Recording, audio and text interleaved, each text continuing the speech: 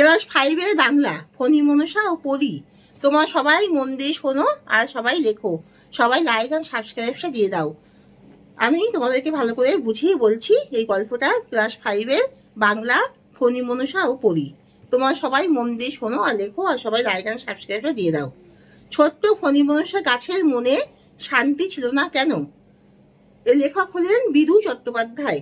তিনি লিখেছেন যে লেখক বিধু চট্টোপাধ্যায় লেখা ফণী মনসা বনের পরী নাটকে ফণী মনসা ও পরী এই নাটকটি লিখেছেন বিধু চট্টোপাধ্যায়।